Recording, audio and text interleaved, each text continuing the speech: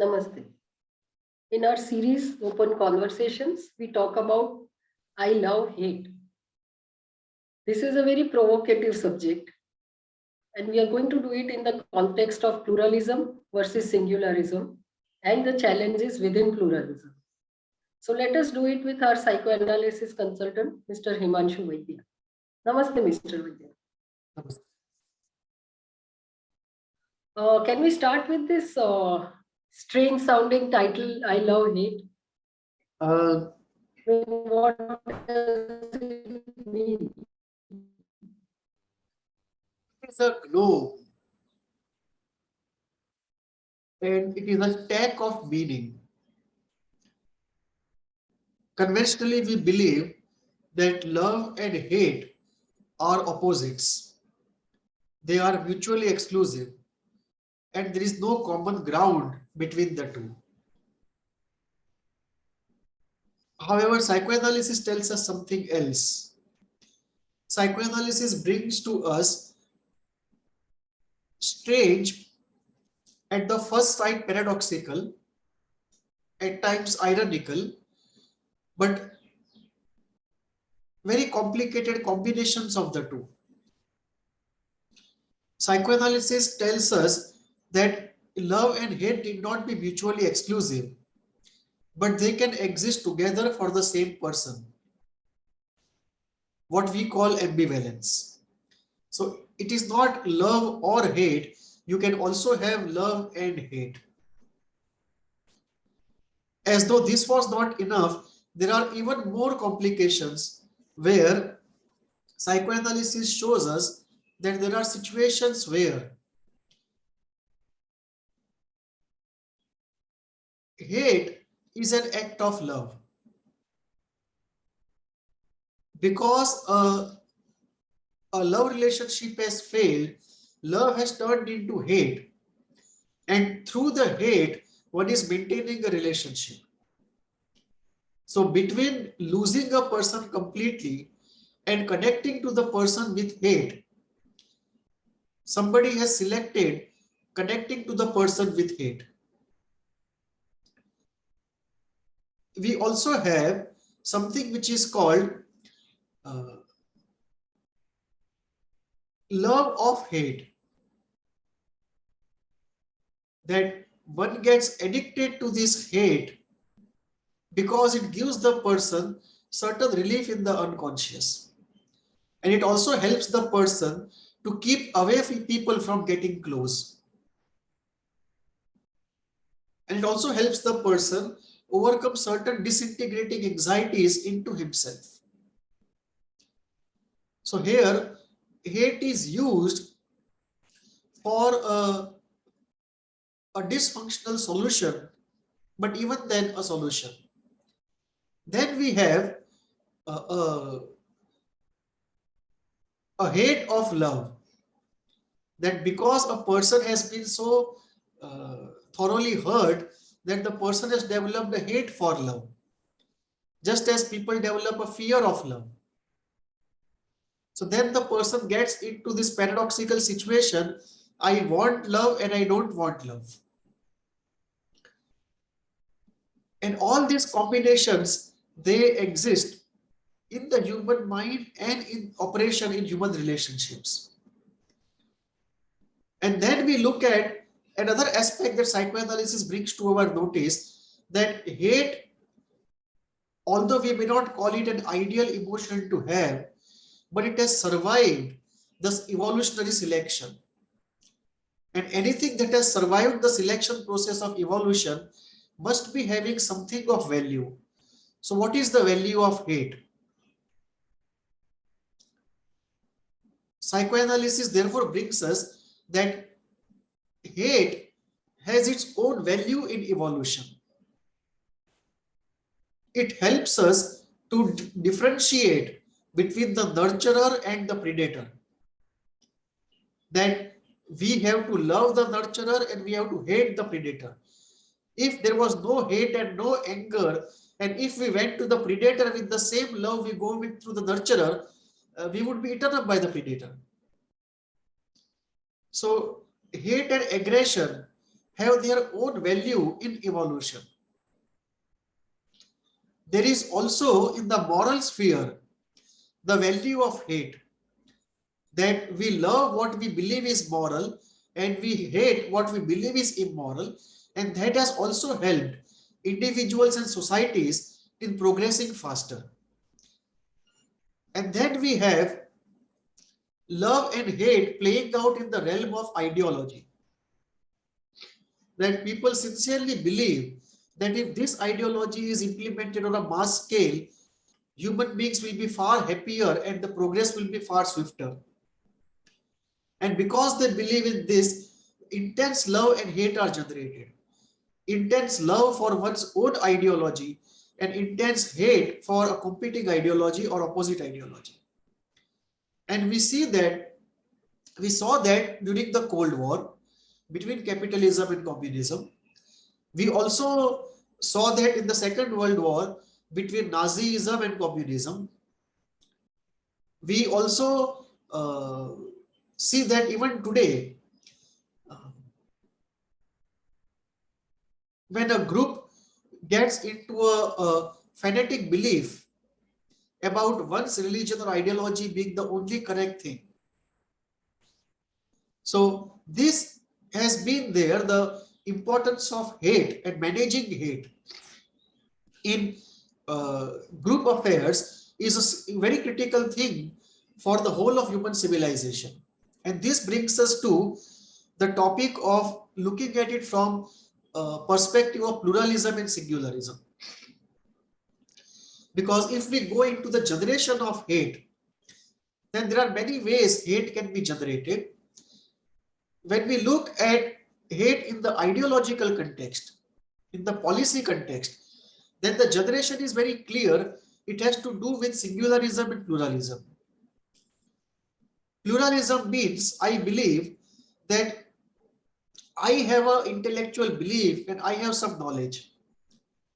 But I believe that this is only one way of it, and there can be people with different opinions and different set of knowledge, and they have as much right to think they are correct as I have it. And therefore, nobody has appointed me as the savior of humanity to go and convert them to my opinion. So it is the coexistence of multiplicity. And this is very much an Eastern concept. Whereas on the other hand, singularism is a concept which is a very Abrahamical concept. It says that there is one truth, I know that truth, and anybody who differs from me, it is my duty to convert him and bring him to my line of truth. And if he does not get convinced, I can use any means involving violence also to convert him to my point of view, or if not, I can even destroy him if nothing else is possible. So this binary of a wholly good versus a complete evil, that springs up.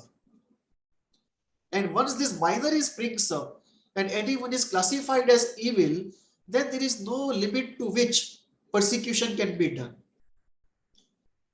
And this we have seen time and again in the Western world and in the Eastern world also now, how singularism and pluralism have played out. And because singularism has prevailed, enormous human tragedy has happened. This is therefore very necessary that we bring the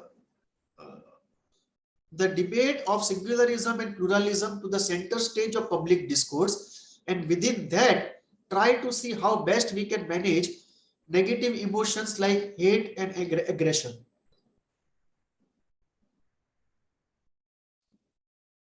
From what you shared, it seems like there is a battle between ideological battle between singularism and pluralism. And how is that so relevant in our times? The battle definitely is on today, and it is the most critical movement happening in the world today. The battle between singularism and pluralism. But this is not something new. This has been going on for thousands of years, It is just that people did not realize what is at the root of the whole trouble. So go to the genesis of it. If you look at the Western civilization and Eastern civilization, the Western civilization essentially is based upon singularism, and the Eastern civilization essentially is based upon pluralism. And if we go back, we can go back even to the genesis of the Western civilization. We can go back to the point of exodus of Moses to the promised land. Moses had to go in search of the promised land because where he was living was a land of singularism and would not allow a new kind of belief or a new kind of faith or a new way of life to be there. So the singularism was there, which made the search for the promised land necessary. Then we had the crucifixion of Christ, which also is an act of singularism. If there was pluralism in that empire, there would be no need for crucifixion. Then we have the Crusades, the Islamic Crusades and the Christian Crusades. And the Crusades essentially killed thousands of people, again out of singularism. In recent times, we had the Holocaust in the Second World War. All this killing because somebody believed there was one truth and he had to force that truth onto the world. And then we had, after the Second World War, the mass killings done by communism because they believed communism was the absolute truth. They could never coexist with capitalism. So both of them created a binary which was a zero-sum game where only one of them could exist. And this is classically the canvas of singularism, that both capitalism and communism were operating in the same canvas of singularism. This is not only in politics. This is true even in science. If we look at the Middle Ages, many scientists were persecuted or even put to death because they said something which was not sanctioned by the religious book. And this singularism pervades much of Western thinking, even in science, even in case of medicine, how fanatical they were at various points in history about what they thought was true. And later on it was found it was not true. So today also we see the entire jihadi problem that we see in the world. The entire jihadi problem is located in singularism. That there is one truth, it is their truth, and everyone has to be brought to this truth or destroyed. So today when we have nuclear weapons in our hands and so much of power of self-destruction or destruction of each other, pluralism is very necessary. It is central objective of collective life in the civilization. That with singularism, we are only postponing the inevitable conflict, because there is singularism can lead to nothing except conflict. You can postpone the conflict, but ultimately it's conflict. Conflict is a logical end of singularism. There is no other logical end. And therefore, the debate of singularism and pluralism is central. It has actually always been central to the human civilization. It is just that we were too stupid and ignorant to really acknowledge what is a central point in our collective discourse. And what should have been the central point was not made the central point, and secularism continued, and everyone has paid a price for it.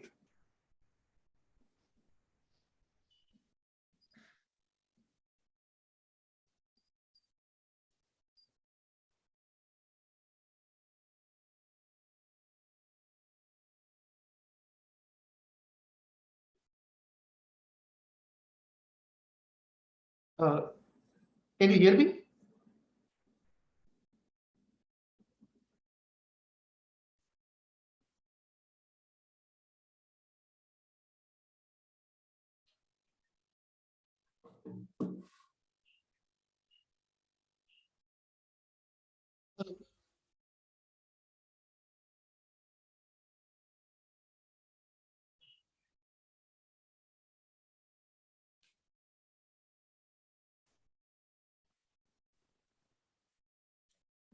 How does hate get conceptualized and worked upon in psychoanalysis?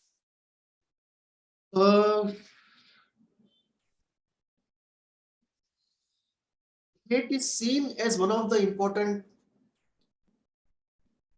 effects that we generate.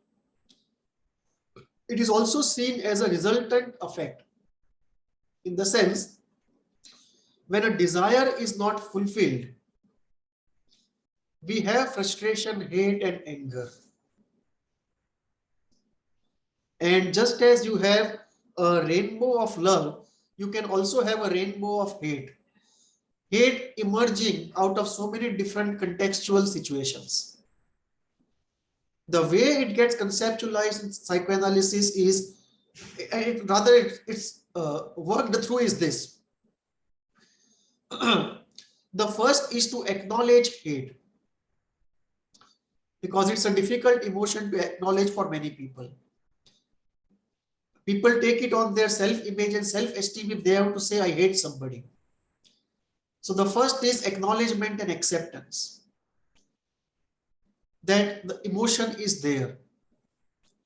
And then understanding the situation where the emotion developed and feeling the feeling fully. Allowing the feeling to come up and feel it fully. And in that moment of catharsis, let it go. So this is a very regular way of looking at processing, or rather processing through hate. Another important element is of reality acceptance, that often in this kind of situations, we have to accept reality, accept the losses, do the mourning and let it go. So when losses are involved, it is a question of acceptance, mourning and let it go. The third is to go into the genesis of hate, because that will take us into the legitimacy of desire. And it will take us into the way we process any event which does not happen according to our ways. So how does the hate get generated in the first place? So very important is affect generation process. And here we go into the events which lead to affect generation and how it has happened. And once the affect generation process is understood, one is more capable, one is better placed to modulate that process or influence that process over a period of time. Does not happen all at once, but over a repeated period of time with repeated practice, one is able to influence the affect generation process to some extent, and that helps us in preventing too much generation of hate in future. And this is how slowly we get into the optimum range. One very important element in psychoanalysis is the fact that much of the hate of early childhood is unconscious and heavily repressed and defended against. And it is not something which can easily be brought out, and therefore sincere, persistent work is needed on part of the person and the therapist to really bring out that hate. In ISTDP or similar other techniques, we see an intense focus on bringing out of hate, anger, and guilt. And in some forms of psychodrama and EDT, experiential dynamic therapies, which use fundamentally psychoanalytic principles, there also people focus on anger and hate to get it out. There are some workshops which are completely dedicated to a single emotion, which use psychoanalytic principles but focus more on the single affect for a day, 2 days, or even 3 days. Those are also some of the ways in which people work on hate, anger, guilt, negative emotions of that type using the psychoanalytic insights.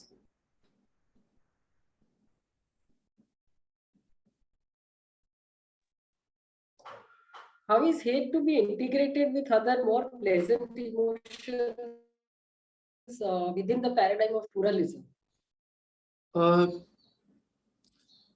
There is a concept of neutralization, and not very popular now, but Freud used to talk about it. Neutralization of life and death energies, or rather, neutralization of death energy by the life energy. And carried in a more general way to its generic conclusion, it leads us to the idea of neutralizing a negative emotion with a positive emotion. So if we look at that concept, then we look at hate getting neutralized by love, hate getting counterbalanced or partly neutralized by joy, by hope, and therefore we see 4 or 5 elements which can be used to neutralize or counterbalance hate. First is love, second is happiness, third is hope, and uh, fourth is meaning. So if we have we can activate love towards an object of hate, that can be used for part neutralization.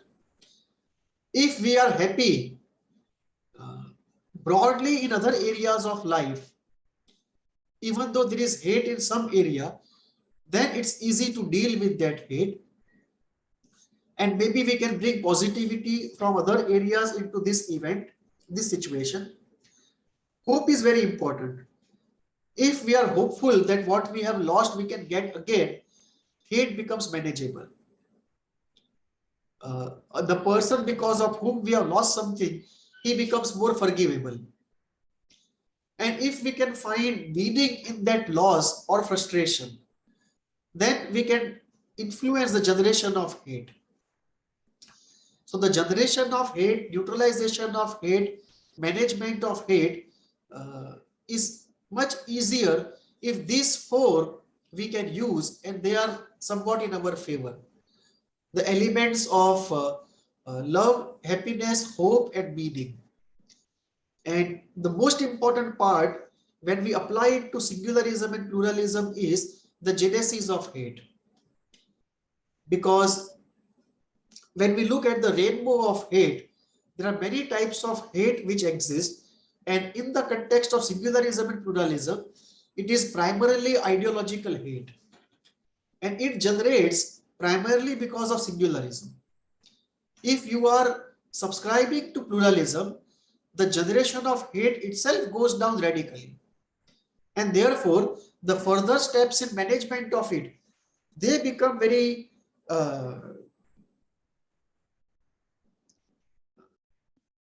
secondary, I would say. They don't become so central, they don't become so necessary. Now, the point here is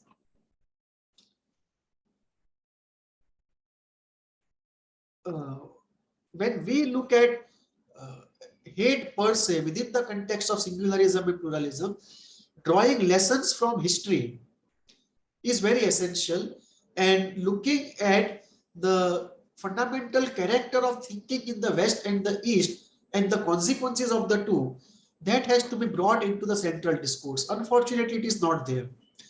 What we are looking at today is the ideologies which we are debating today, be it capitalism, communism, feminism, even environmentalism.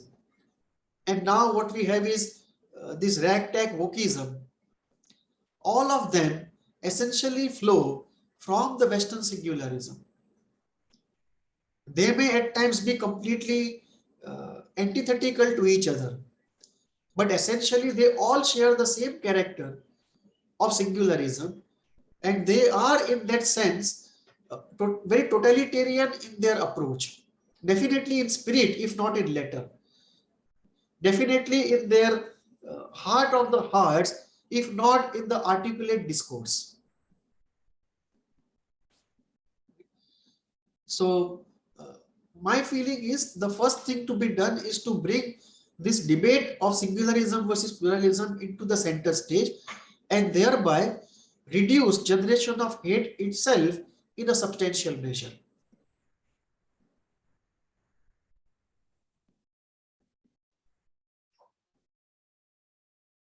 as you often say, goodness is not stupidity. So how does it apply to the struggle between singularism and pluralism? Yes, it does. Because the worst enemy of an idea is not its opposite idea, but its own excess.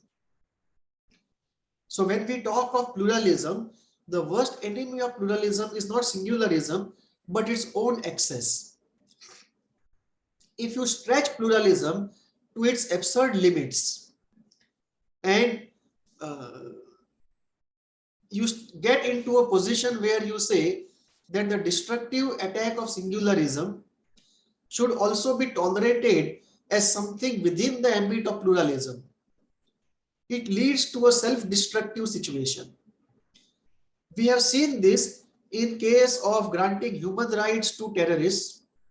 We have seen this in undemocratic forces using the provisions of democracy to sabotage democracy itself.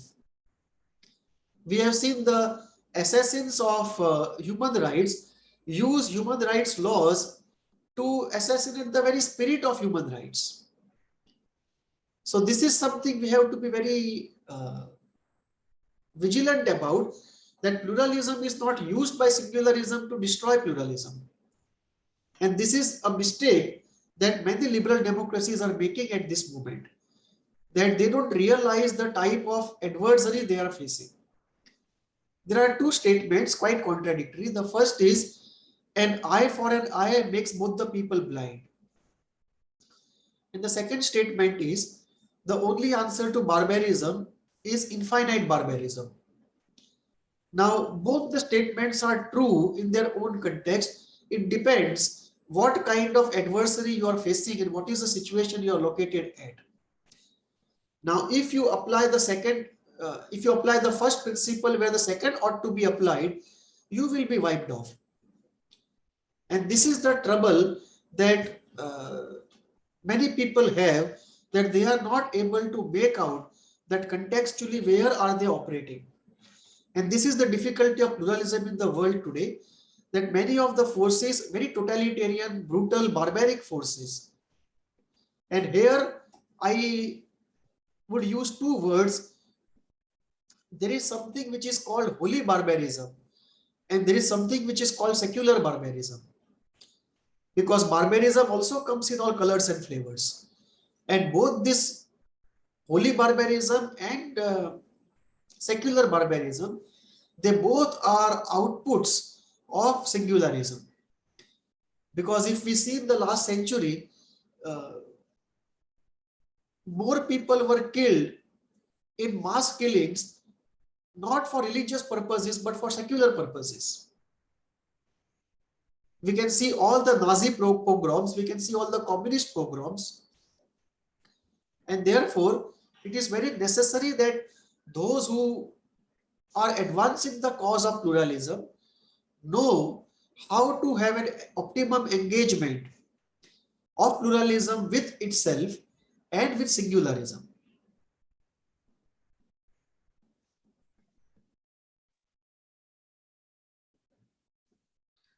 We come to our last question. Is there an optimum point we have between these two? I mean, we have to be there at, how can we rather be there at that optimum point? I said before, the first enemy of an idea is not its opposite idea, but its own excess. And that is true of pluralism. And any ideology which is not in contest will degenerate. There is no question about it. Any ideology in practice which does not have a contest will degenerate. Pluralism is no exception.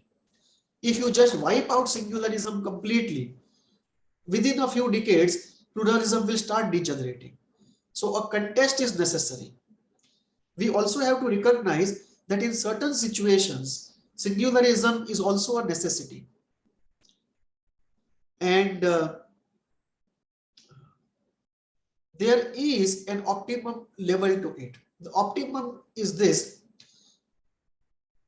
we remain broadly plural, we allow singularism to exist, it is on the margins, not at the center, heard but not feared or respected, but it exists.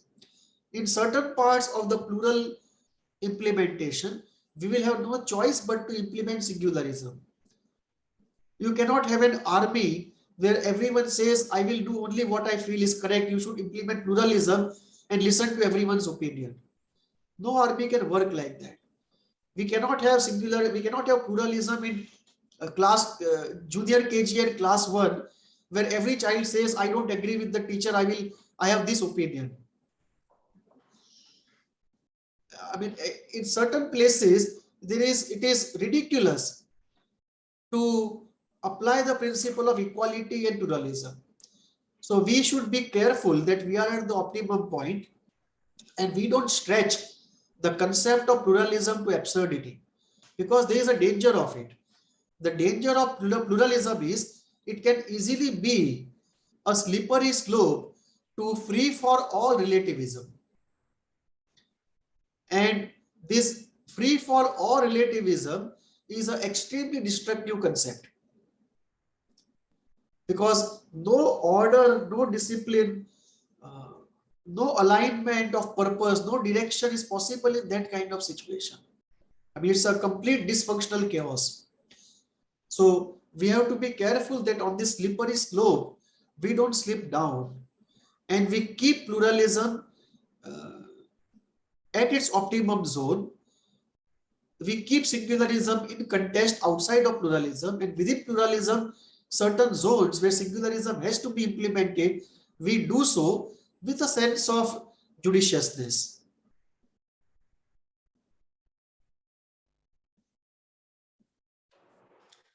Okay, thank you, Mr. Vaidya, for this very interesting discussion. Do write to us at advindia@gmail.com. Namaste. Namaste.